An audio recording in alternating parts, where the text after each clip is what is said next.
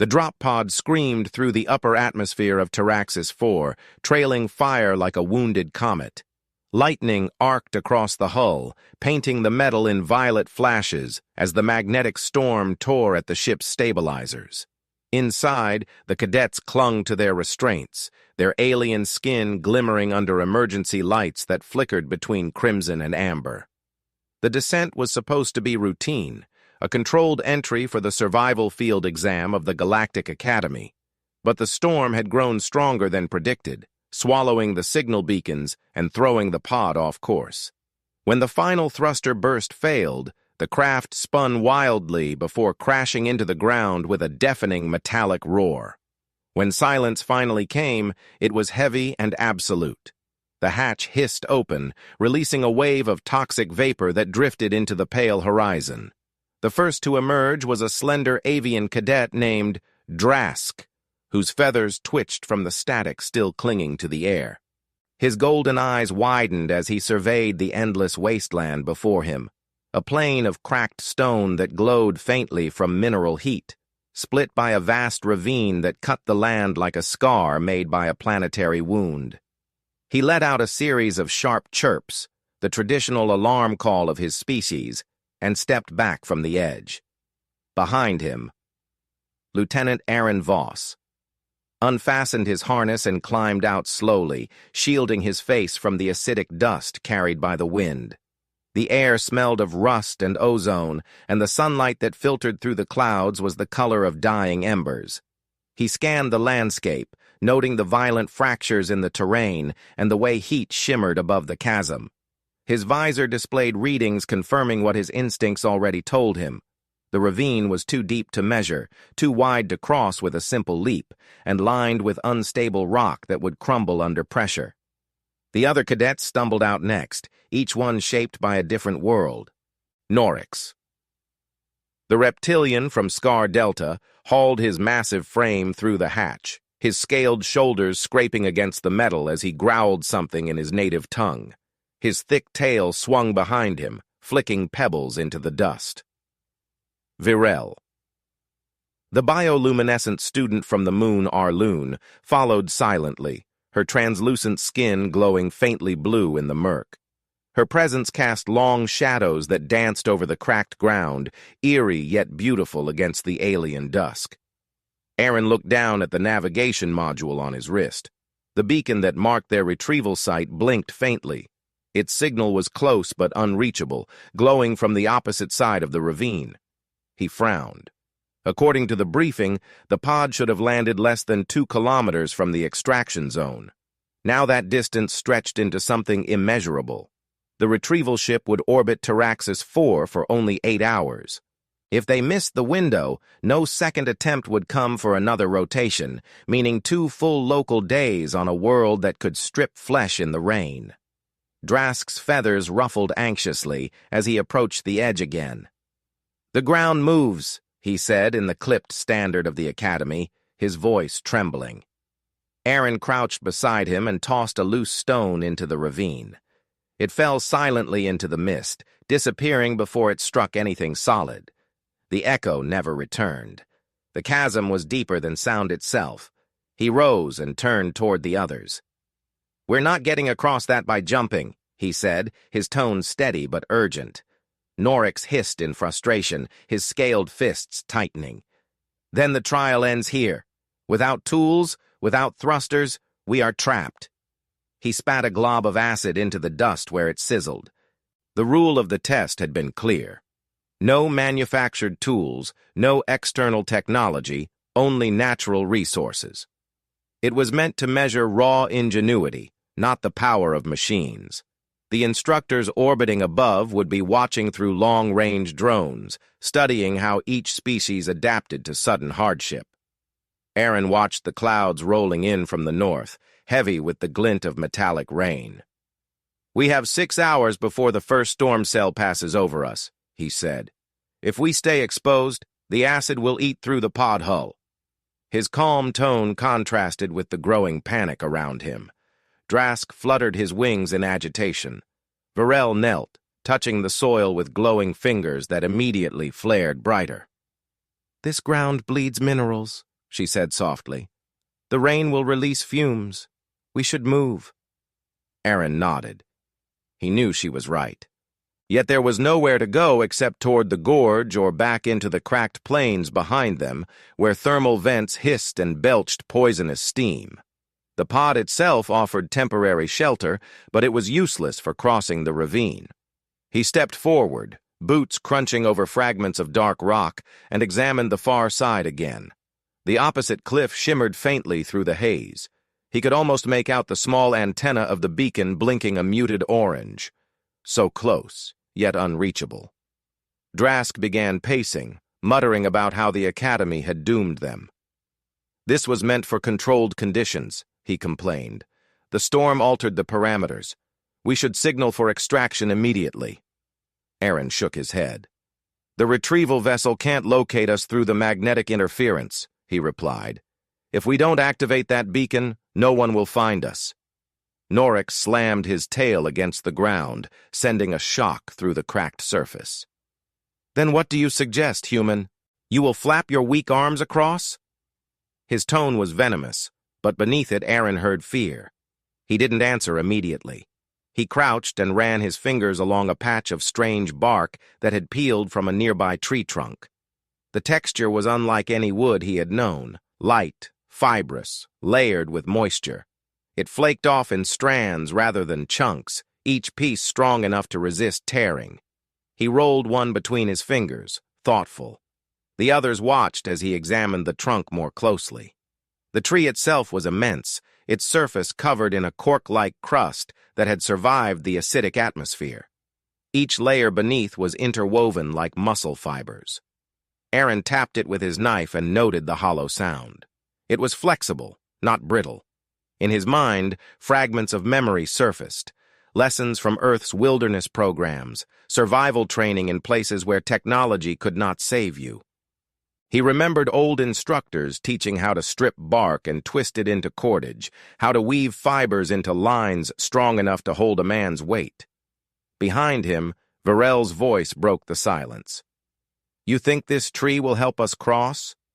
He didn't look up. "It might," he said simply. His tone was calm, deliberate, almost too quiet for the others to hear.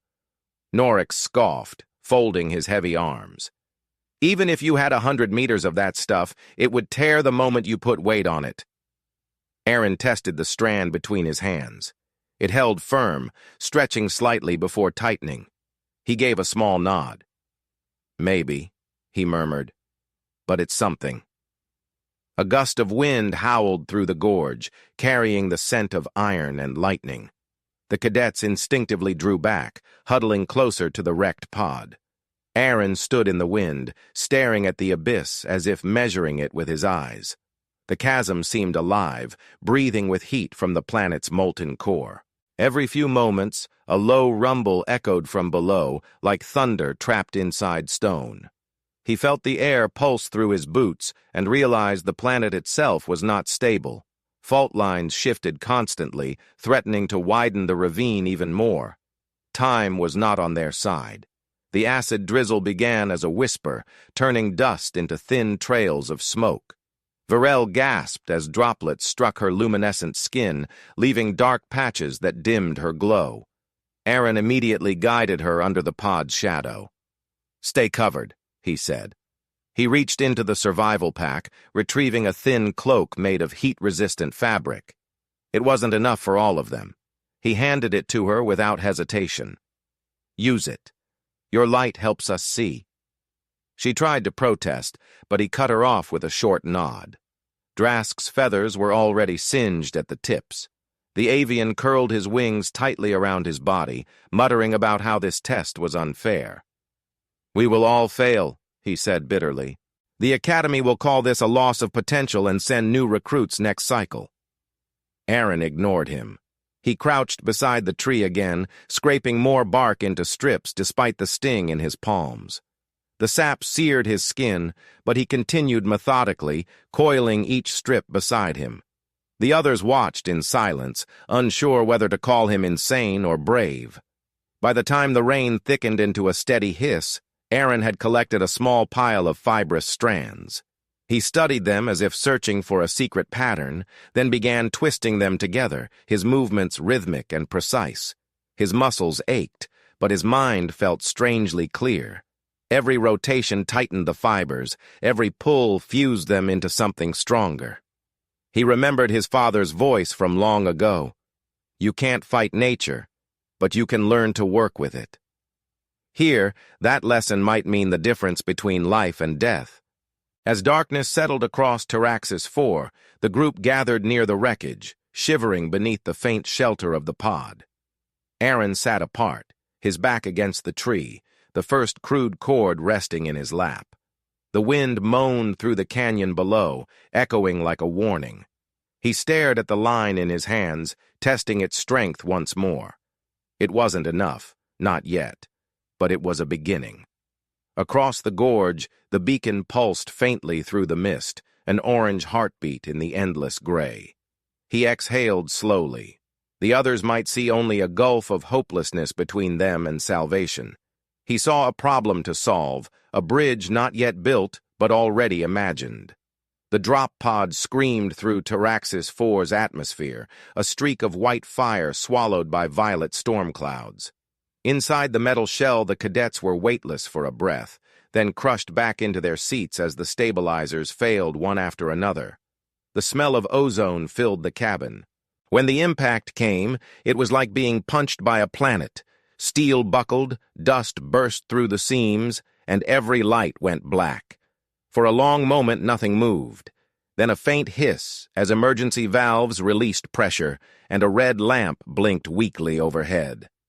Lieutenant Aaron Voss unclipped his harness, his heartbeat loud in the silence. He could hear shallow breathing, a rasp of feathers, the scrape of claws on metal. "Status check," he said, voice rough from the smoke. No one answered, but a small blue glow flared. Virel, the bioluminescent cadet, opening her translucent hands to see. The faint light revealed a jagged hole torn through the side wall where molten rock had eaten into the hull. When the hatch finally gave way, the survivors crawled out into a world that looked half dead, half burning. The air shimmered with heat. To the east stretched a plain of cracked stone. To the west, a cliff vanished into mist. Lightning stitched the clouds, silent at first, then booming so deep it trembled in the bones. Aaron wiped the grit from his visor and scanned the horizon. The retrieval beacon, their only lifeline, was visible as a tiny amber pulse beyond a dark fracture in the ground. Drask, the avian student, was first to reach the edge. His talons scraped the brittle crust as he peered down. "It swallows sound," he said in a thin, metallic accent. He tossed a pebble, and it simply vanished into vapor. "No bottom!" Norix, massive and scaled like armor, joined him, his tail lashing once. "We cannot cross that," he muttered. "Not without engines." Aaron stepped beside them.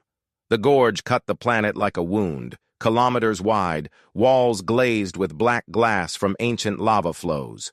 Wind rose from its depths, hot and metallic. His wrist display pulsed, radiation low, oxygen thin but survivable, storm cells moving in. The readout confirmed what his eyes already knew. The pod had fallen short of the intended landing zone. The beacon waited on the far side, barely 300 meters away. In 8 hours, the orbiting transport would lift off whether they reached it or not. Virel knelt and touched the soil. Her fingers glowed brighter where acid residue sizzled against her skin. "The storm will turn to rain soon," she whispered. Aaron looked at the clouds. She was right. The upper layers had shifted from violet to green, the color of corrosion. "Inside, all of you," he ordered, but the pod was half buried and leaking coolant. Drask hissed something in his own language, feathers flaring in agitation. "We will not survive this trial," he said. "The instructors expect endurance, but the ground itself kills." Aaron ignored the complaint and walked toward a stand of crooked trees at the edge of the plateau. Their bark was thick and pale, flaking in long strips.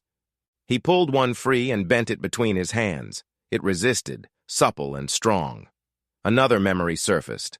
Earth training fields, the voice of an old sergeant teaching how to twist fibers into cord. He smiled faintly. Maybe the planet was trying to help. Behind him, Norix's temper broke. "We waste time. The human dreams while we die." His voice rolled like thunder. Aaron turned, still holding the strip of bark. "You want to wait for the storm? Go ahead. I'll be building something that might keep us alive." He crouched, tearing the inner layers of the bark into thin strands, testing each for flexibility. The sap burned small red lines into his skin, but he kept working until his palms were sticky and raw. The wind carried the first hiss of acid drizzle. It struck the pod's hull with a soft metallic tapping that became a steady hiss. Drask shrieked and covered his head with a wing. Tiny holes formed where droplets landed. Varel's glow dimmed as she wrapped her cloak tighter. Aaron ripped another sheet of bark and draped it over her shoulders. The fibrous material smoked but held. "Stay under cover," he said quietly. She nodded, eyes reflecting the faint orange of the beacon across the gorge. Minutes stretched into hours. The rain came and went in waves, leaving the ground pitted and shining. Steam rose from fissures in the rock. Aaron's pile of bark grew beside him, each strand coiled neatly. He twisted them together, 2 at a time, then 4, until the rope in his hands was as thick as his thumb. He tied one end around a fragment of metal hull and leaned back. It held. The others watched from the pod doorway. Drask's voice was low now, uncertain. "You believe that will carry us?" Aaron didn't look up. "No," he said, "but it's the beginning of something that will." He looked across the chasm again, gauging distances, angles, the shape of the trees on the far side. His mind moved like a machine assembling parts from memory. He could almost see the bridge forming in his head, strand by strand, anchored in stubborn hope. When the stormlight faded and the first stars blinked through the clouds, the group huddled in the shadow of the wreck. The air cooled, sharp with minerals, and silence settled except for the slow creak of cooling metal. Aaron sat apart, hands still working the bark into longer coils, the rhythm steady as breathing. His fingers ached, but the pain reminded him he was alive, and that survival always began with movement. He glanced once more at the faint pulse of the beacon, still blinking across the void like a heartbeat. The others saw only an impossible gap. He saw a challenge waiting to be solved.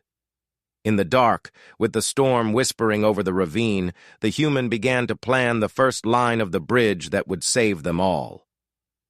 The night on Taraxis 4 came without stars.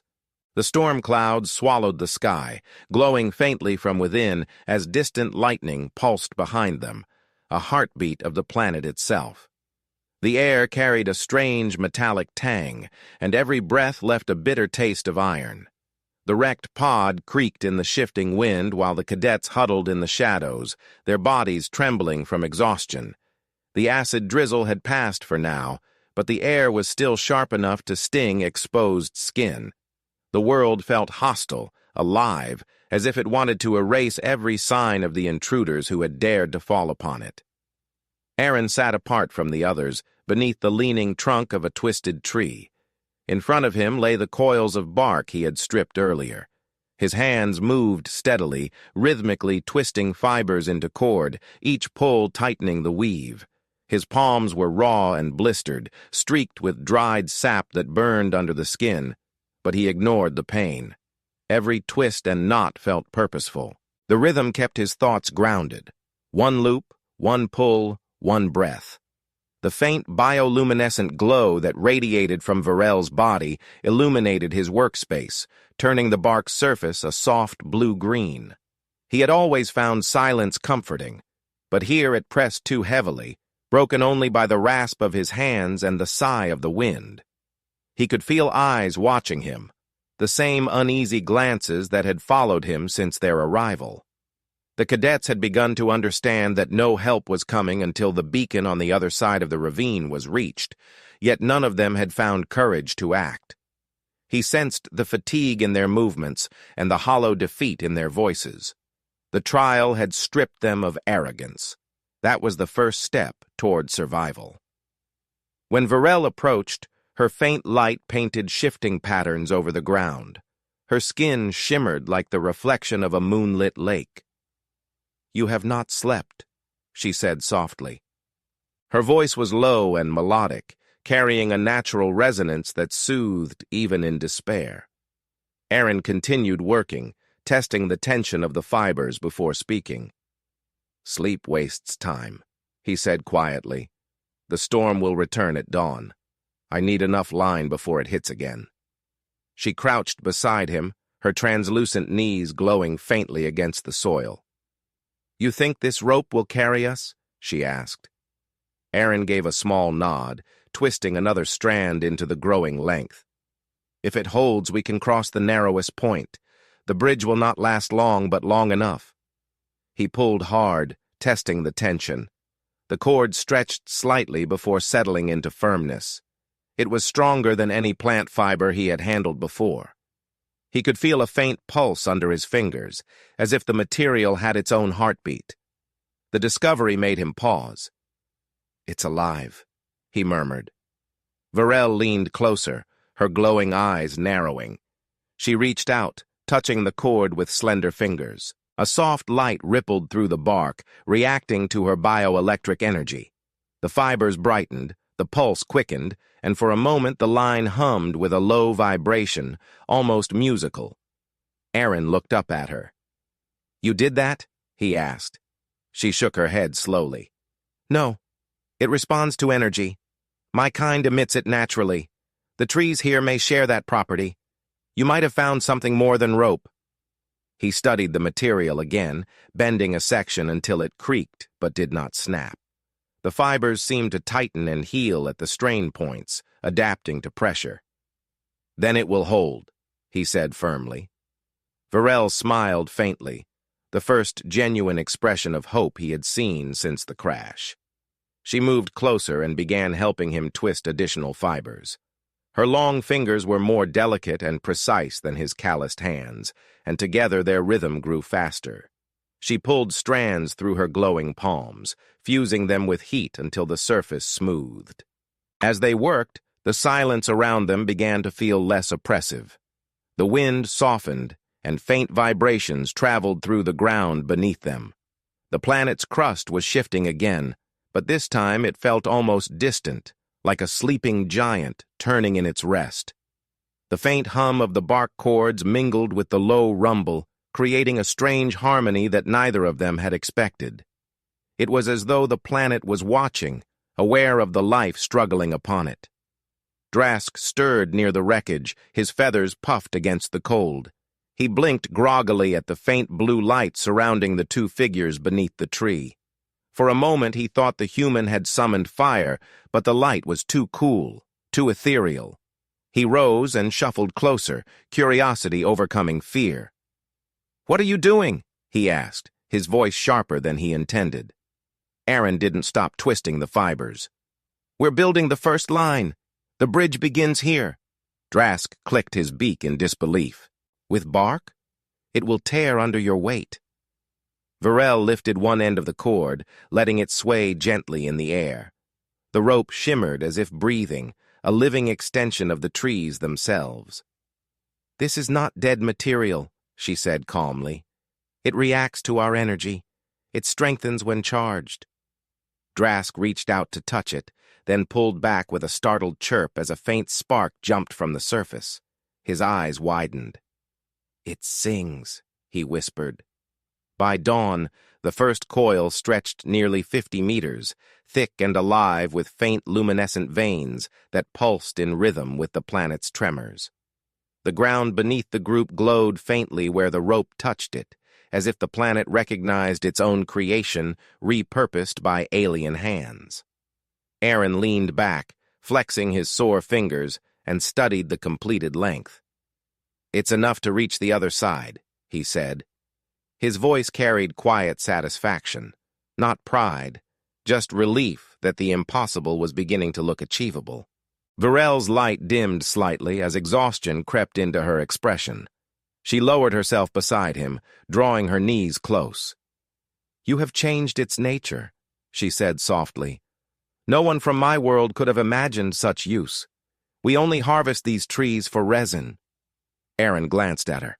"On my world, necessity teaches what imagination forgets. We build when we must." His tone carried no arrogance, only a simple truth. Drask crouched near the coil, still studying the way it moved with each gust of wind. "If this works," he said, "the Academy will record it in the survival logs." Aaron didn't answer. He knew the Academy wasn't watching anymore. The storm had likely scrambled every feed. What mattered was survival, not glory. The others awoke one by one as light crept across the horizon. The storm clouds had thinned, and a weak sun glowed behind the haze. The world looked less hostile for a fleeting moment, but the reprieve was an illusion. Aaron could see the distant shimmer of the next storm cell already forming on the horizon. They had a few hours at most before the acid rain returned. He stood and stretched his aching shoulders. "We move when the ground is stable," he said. "We'll anchor the first line here before the heat rises." Norix, who had remained silent most of the night, stomped forward. "You intend to cross that gorge with this thing?" he asked, disbelief thick in his guttural tone. Aaron met his eyes without flinching. "I intend for us all to cross." The reptilian stared at him for a long moment before grunting low in his throat. "Then you'll need strength to hold it," he said finally. "My kind knows tension." He approached the nearest tree and tested its roots, wrapping his massive arms around the trunk. With a sound like grinding stone, he bent the base slightly, creating a natural angle for anchoring. Aaron handed him the thickest portion of the rope. Together they began lashing the line around the trunk, securing it with knots reinforced by the natural ridges of the bark. Varel followed their movements, occasionally sending brief pulses of light through the rope to test its tension. Each time the glow spread evenly, Aaron felt a flicker of relief. The bridge was no longer a distant idea. It was becoming real, tangible, something that could defy the chasm's finality. By the time the sun reached its highest point, the first line stretched taut across the ravine, anchored on one end and waiting to be secured on the other. The faint hum of the living fibers merged with the wind, producing a low, resonant tone that vibrated through the rock. It was as if the planet itself acknowledged the creation, a song of resistance born in silence.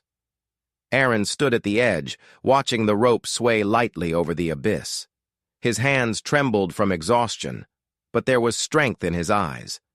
The others gathered behind him, silent now, their disbelief replaced by wary admiration.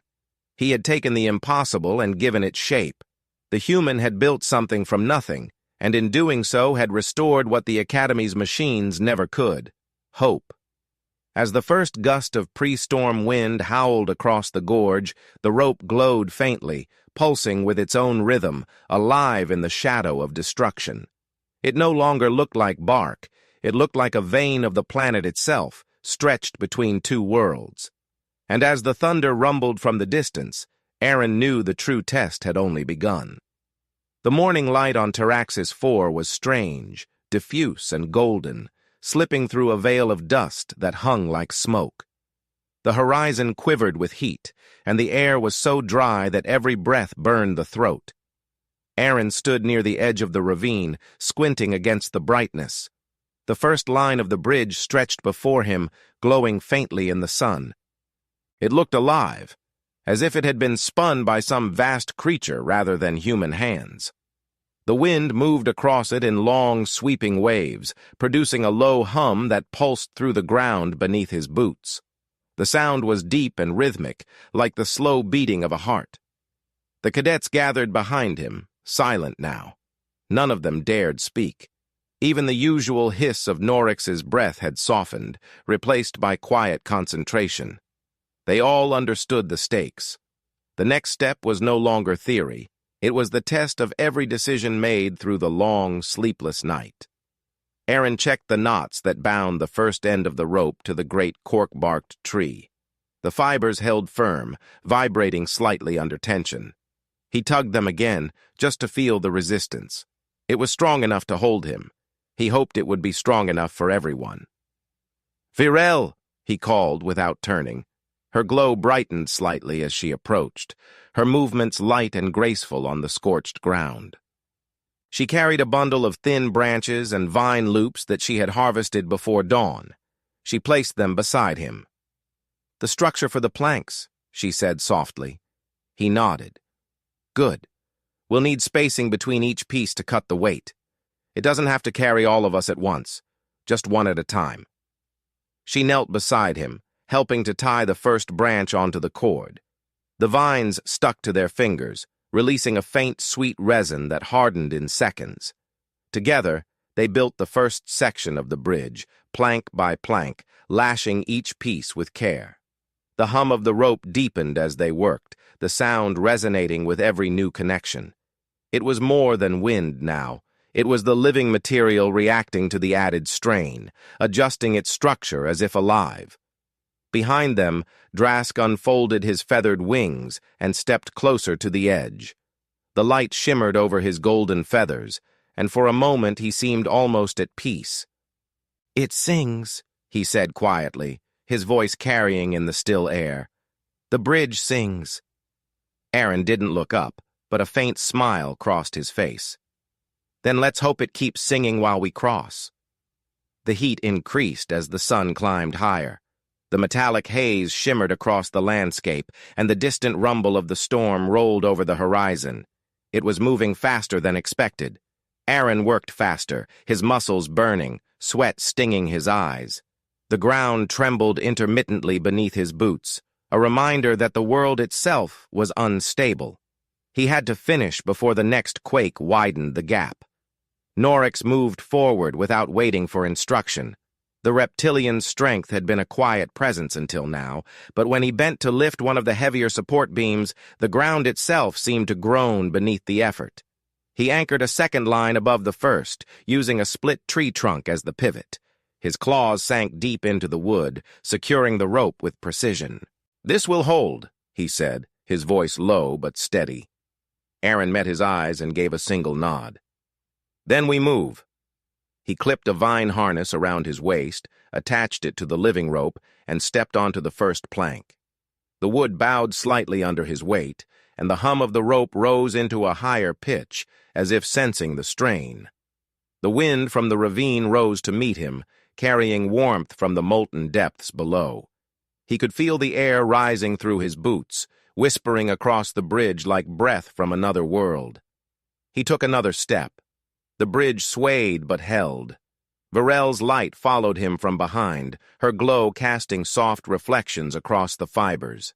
She stood near the base, one hand pressed against the line, channeling her bioelectric energy into it. The hum deepened again, steadying the oscillations. She had discovered that her presence helped the living rope remain stable, as though she and the material shared a silent dialogue. Each pulse of light from her hand matched the rhythm of the rope's vibrations. The bridge was no longer just an object. It had become a living collaboration between species, instinct, and determination. Halfway across, the wind shifted. A deep roar echoed through the ravine, and the air grew heavy with electricity. Aaron froze, tightening his grip. The next gust struck with brutal force, slamming into his body and nearly tearing him from the bridge. He dropped to one knee, wrapping his arms around the main line. The fibers groaned but did not snap. He glanced back toward the others. Virel's glow flickered violently as the wind tore through her hair, yet she stayed in place, pressing both hands to the rope, channeling energy through it like a current. The hum became a sharp, resonant tone that cut through the wind's fury.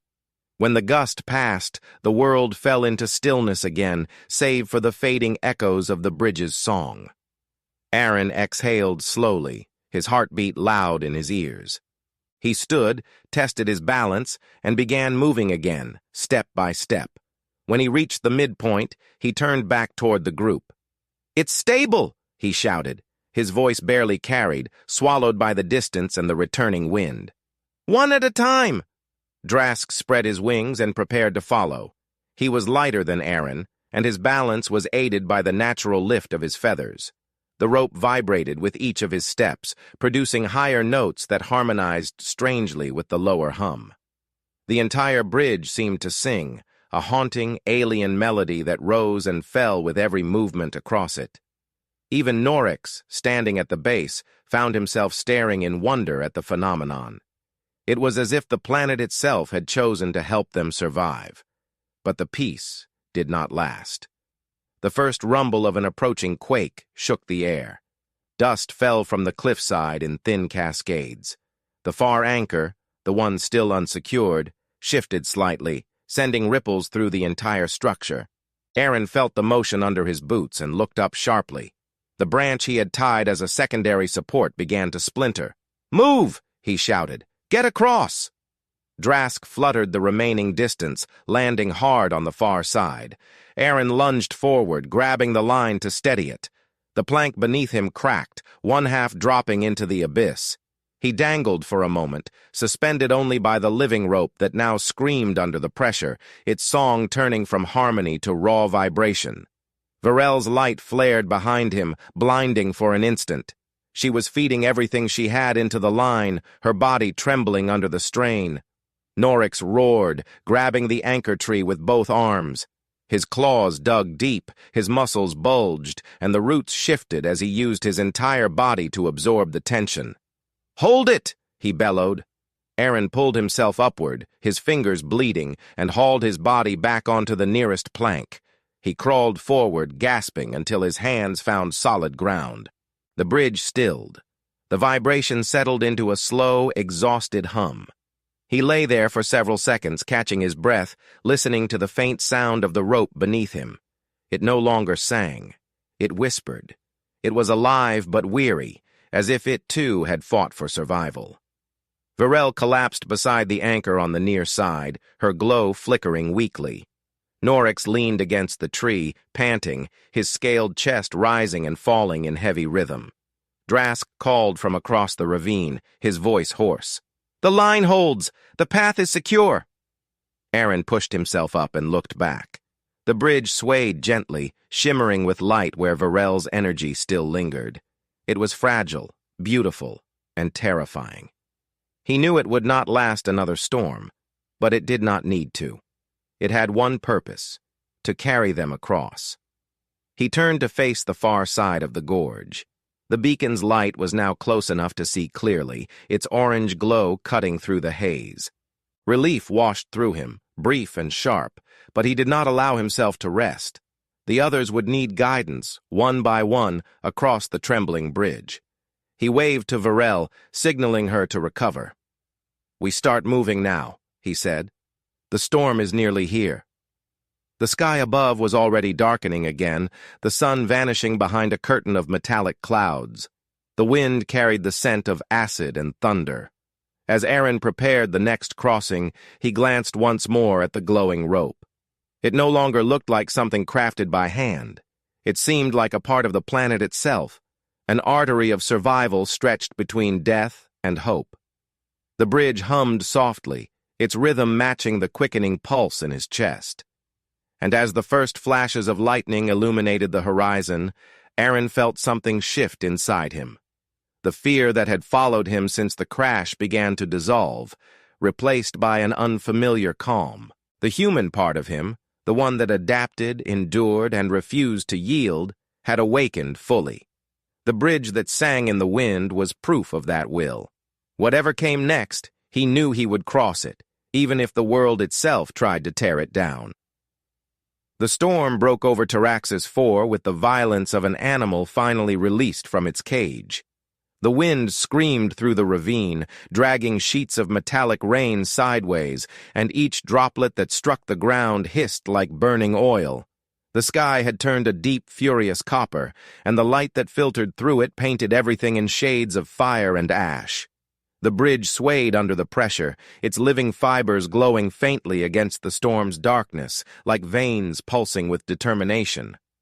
Aaron stood at the far side of the chasm, soaked and trembling, his hands gripping the rope line so tightly that his knuckles looked bloodless. He turned back toward the others who waited on the cliff behind him, their figures blurred by mist and lightning. "Now!" he shouted over the roar of the wind. His voice was torn apart by the storm, but the meaning carried.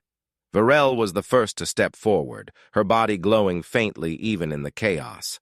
The light rippled across her skin, clashing against the orange stormlight, making her look otherworldly, half angel, half flame.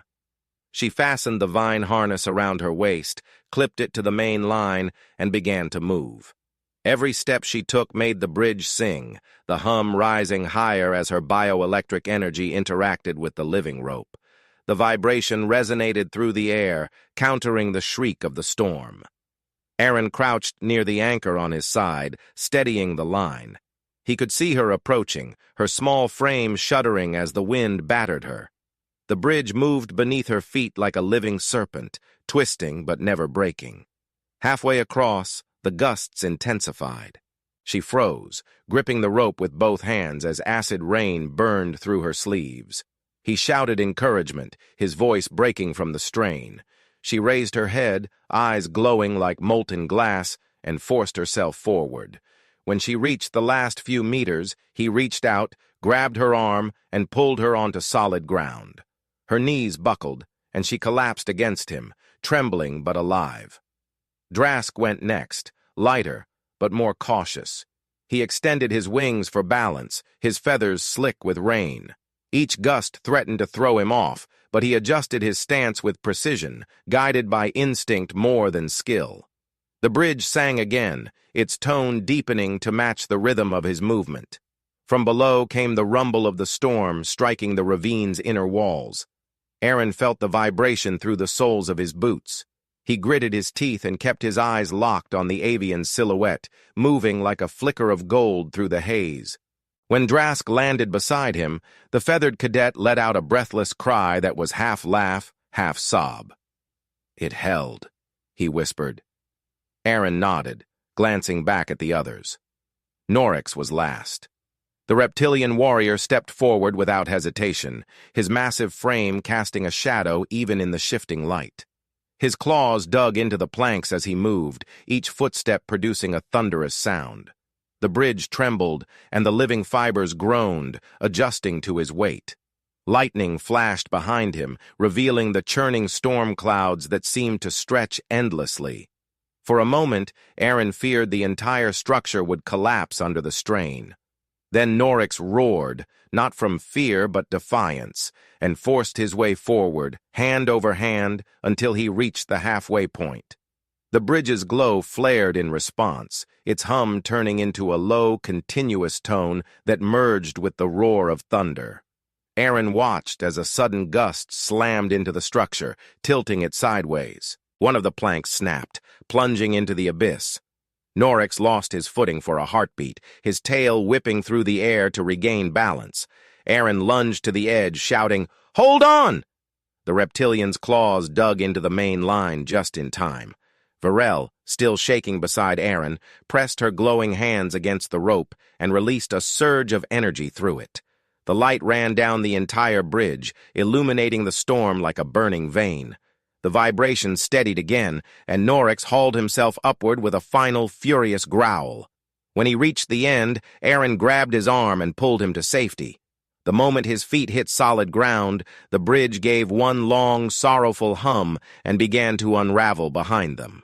The first anchor tree split with a deafening crack, half of its trunk snapping under the storm's fury. The line snapped loose, coiling into the ravine like a dying creature. The sound was haunting, almost mournful, as if the planet itself was sighing in exhaustion. The bridge had done its duty. It had carried them across the divide, and now it was returning to the earth that had birthed it. The four cadets collapsed on the rocky ground, gasping for breath. The rain continued to fall, though softer now, turning to mist as the storm moved westward. Aaron looked up through the thinning clouds and saw a faint shimmer of the orbital transport descending. The beacon, still pulsing weakly beside them, was broadcasting again. He let out a long breath of relief, the kind that came only after the body realized it had survived. Varel sat beside him, her glow dim but steady. Her translucent skin bore tiny burns where the rain had touched her, yet she smiled faintly. "The rope was alive," she said softly. "It fought with us." Aaron nodded. "Everything alive fights when it wants to endure." She studied him for a long moment, then reached out and took his wrist, her fingers cold against his skin. "You gave it purpose," she said. He met her gaze but said nothing. The words hung in the air, fragile and true. Drask stood a few meters away, his feathers tattered but shining faintly in the returning light. He stared at the abyss they had crossed, wings trembling slightly. "It will be gone soon," he murmured. "No one will ever believe it existed." Aaron rose slowly, his muscles aching from the climb. "Then we remember it," he said. "We tell the truth of what it gave us." Norix let out a low rumble that might have been laughter. "A bridge built by a human hand," he said, shaking his head. "The instructors will call it madness." Aaron gave a faint smile. "Let them. Madness builds more than fear ever will." The storm's final echoes faded, leaving only the hum of the wind through the ravine.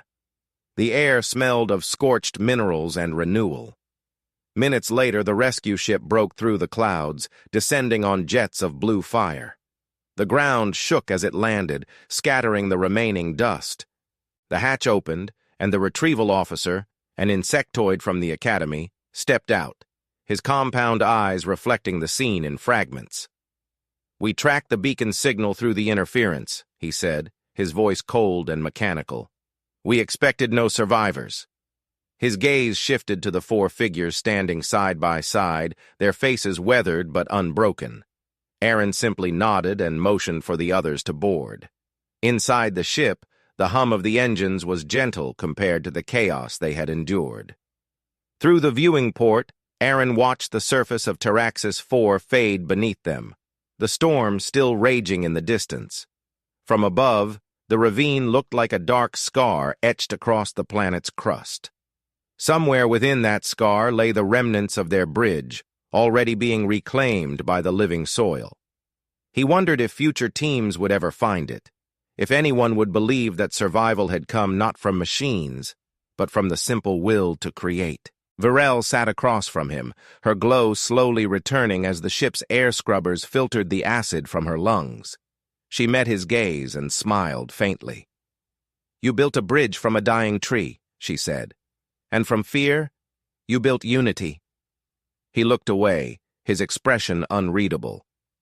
"I built what we needed," he said quietly. "The rest built itself." The ship pierced the upper atmosphere, and the sunlight returned, pure and white this time. The clouds of Taraxis 4 fell away, revealing the black expanse of space beyond. The Academy's orbital station came into view, a glittering ring of metal and light, indifferent to the small triumph unfolding beneath it. Aaron leaned back against the seat, exhaustion finally settling into his bones. As the shuttle docked, the official comm channel crackled to life, asking for status codes and casualty reports. Aaron ignored it for a moment, closing his eyes. The sound of the bridge's hum still lingered in his memory, soft and haunting, like a lullaby written by survival itself. The wind on Taraxis 4 would erase the last traces of what they had done, but the memory of the rope that breathed and the bridge that sang would not fade. It would live in the minds of those who had crossed it. For the first time since the crash, he allowed himself a small, tired smile. Against the will of a hostile planet and the certainty of failure, a handful of strangers had found something worth believing in, a connection stronger than fear. The divide was behind them now, both the physical one and the invisible gulf between species that had once stood in silence. On a world that had tried to destroy them, they had built a bridge not just across rock and storm, but between hearts that had never before understood one another. And as the stars stretched out before him, Aaron finally felt peace,